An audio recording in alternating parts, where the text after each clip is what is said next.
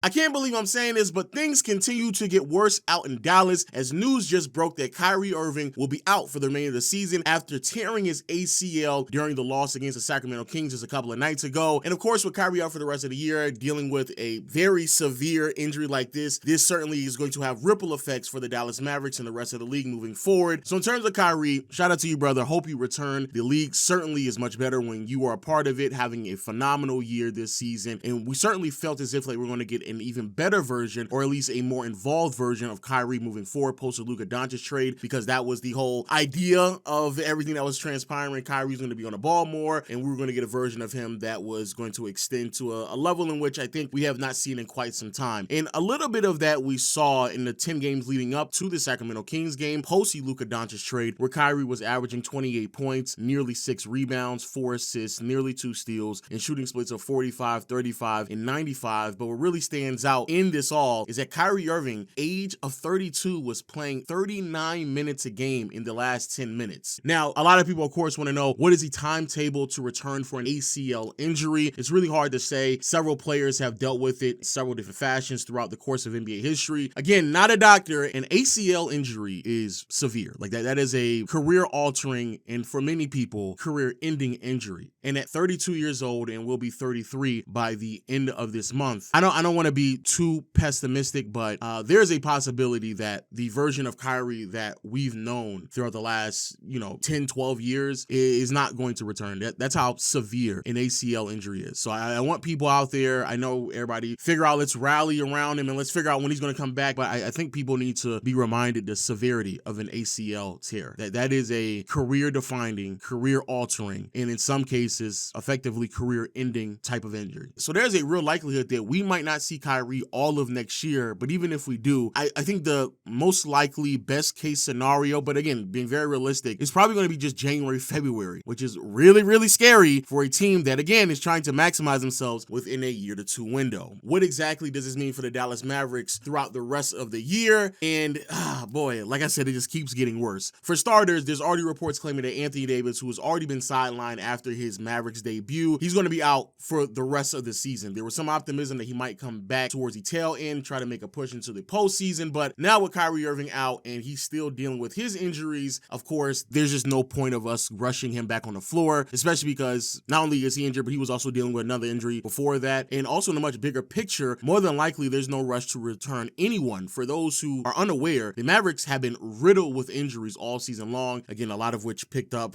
post the trade. Again, Kyrie Irving out with an ACL injury. Anthony Davis out with a left abductor strain. I cannot stress this enough. He was also dealing with foot injuries before he was traded to Dallas. Please keep that in mind. Derek Lively fracturing his right ankle, and then Daniel Gafford being diagnosed with a grade 3 right MCL sprain. And these are very severe injuries, like injuries that were going to be out for quite a while. They were already dealing with injuries. There's no need to rush any of these players out anymore. So the Mavericks season effectively is over. It's done. They're going to shut it down. It's over with. You have to move on forward. Now opening up a little bit more heading into the offseason. What does this mean? And this is where things are going to get really, really interesting. It's going to be very interesting to see how they handle this. There were already reports claiming that Kyrie was set to receive a max contract extension, as this is the last guaranteed year left in his contract. And next year he does have a player option. I feel like at this point he's probably going to opt into that because, of course, there's no security moving forward. However, the whole reason why, or at least one of the bigger reasons why, the Mavericks felt comfortable moving off of Luka is because their unwillingness to give him a super max contract with a player that has been dealing with injuries, not taking his conditioning very serious. There were concerns about who Luka was going to be in the next 3 to 4 or 5 years if he was really able to live up to those expectations, and why give somebody that type of money if they were not going to take anything serious. Now at this point, if you were concerned about Luka's future and his availability, and that kind of prevented you from not only giving him a contract extension but keeping him on the roster, I don't know why you wouldn't hold that same stance with Kyrie Irving. Again, 33, torn ACL, potentially career-altering, if not career-ending injury. I don't know why you would not also kind of handle that the same way. Then after that, you have Daniel Gafford, Derek Lively, last year of their contract as well next season, so they are going to be looking for an extension this offseason as well. That's going to further be interesting on how they kind of handle that, because if Kyrie Irving is no longer the same player that he once was, then the roster and the makeup of it, I don't know why you would continue to go down the path of giving these two players extensions, especially Gafford. Lively, I can understand because of of his age. But what's the point of extending them for a team that is not going to be able to reach their ceiling because Kyrie Irving isn't going to be healthy or the same player? But the biggest change, and I do mean biggest, is that this pipeline dream that the Mavericks were attempting to sell to their fans and everyone else, this push to go get Kevin Durant, and I believed it as well because it made a lot of sense. But the idea of going after KD or really anyone in this upcoming offseason, that more than likely is off the table because it's going to be extremely difficult to convince anyone to commit to this Mavericks team when no one is assured of what exactly Kyrie is going to look like beyond the next year. Like, no one has no idea what Kyrie is going to look like, even if he does come back, because there's a possibility he might miss all of next season due to the injury happening this late into this year. So the future or any improvements in the future for this roster is in complete limbo because no one knows what's going to happen with this team. Contract extensions are due as well. And if you weren't willing to give a supermax or any type of money to Luka, I don't know what you're going to do with Kyrie Irving now. Now, shifting in a slightly bigger picture here, for those who need a reminder, Nico Harrison, in the attempt to build around Luka,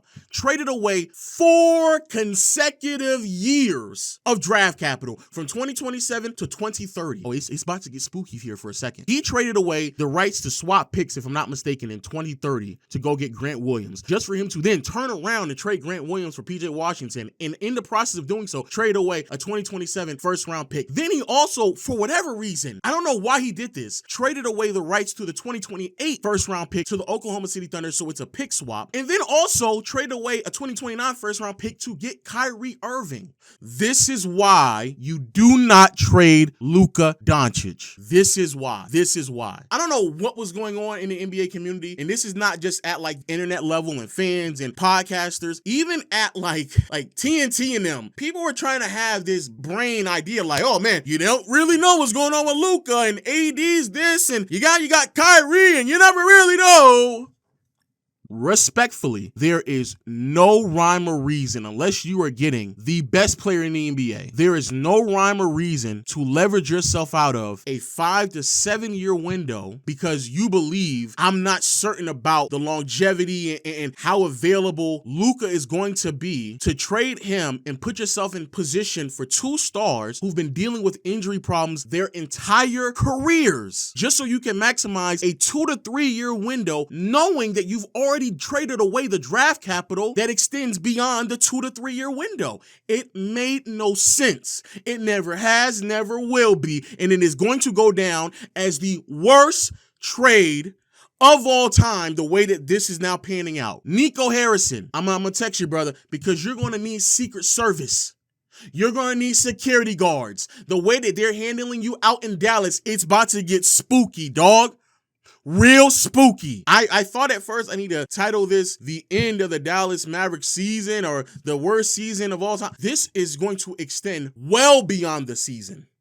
This is something that you are going to have to explain for the rest of your life, Nico Harrison. Because again, there's just no way you're ever going to convince me that Luka was just such a fat ass, so out of shape, smoking hookah, drinking beers, so bad that it actually led you to the NBA Finals last year. Wow.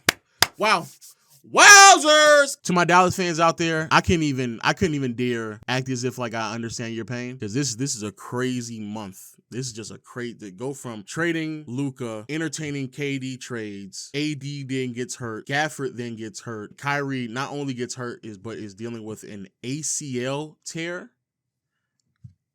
Man, I can't even act as if like I know how that feels. 30 days ago, Dallas Mavericks fans thought that they were put in a position and be set up for the next 7 years. Now, you don't even know what's about to happen in the next 7 months. That's crazy. But yo, let me know your thoughts in the comment section below. And until next time, I'll see you all later. Peace.